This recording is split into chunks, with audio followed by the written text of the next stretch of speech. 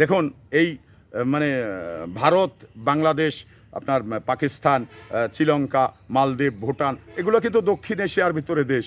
চীন, এগুলো কিন্তু দক্ষিণ এশিয়ার ভিতরে, এই দেশগুলো দক্ষিণ এশিয়ার ভিতরে পড়েছে। তো দক্ষিণ এশিয়ার মানে ভারত একটি দেশ, তাহলে ভারতকে কত, দক্ষিণ এশিয়ার যে 7টি দেশ রয়েছে, কয়টি দেশ কিন্তু পাকিস্তানকে বা ভারতকে পছন্দ করে? কেন ভারতকে এই 7টি দেশের ভিতরে একটি দেশও মনে হয় পছন্দ করেন না? কেন করেন না? এটা ভারতের কারণেই কিন্তু ভারত করেন না। ভারত যে সাম্প্রদায়িক মানে দাঙ্গা সৃষ্টি করেছেন, এটা মানে কোনো জাতি, কোনো ধর্মেই এটা কিন্তু বলা নেই। তো ভারত কিন্তু এই মানে সাম্প্রদায়িক আইন পাশ করে মানে মুসলমানদের উপরে যে অত্যাচার, নির্যাতন, এই কারণেই কিন্তু এখন ভারত একঘরে হয়ে গেছেন। আপনারা জানেন যে ভারতে প্রতি মুহূর্তে আপনার গত আজকে 2-3 দিন আগে পার্লামেন্টের যে হাতাহাতি, ছোড়াছুড়ি, এটা আপনি অবাক হয়ে যাবেন।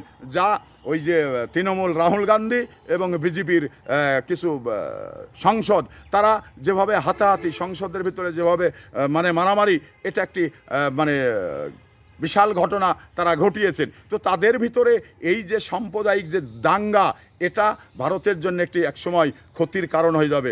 মোদির গলায় দড়ি পড়বে শুধুমাত্র এই সাম্প্রদায়িক আইন পাশ করাই।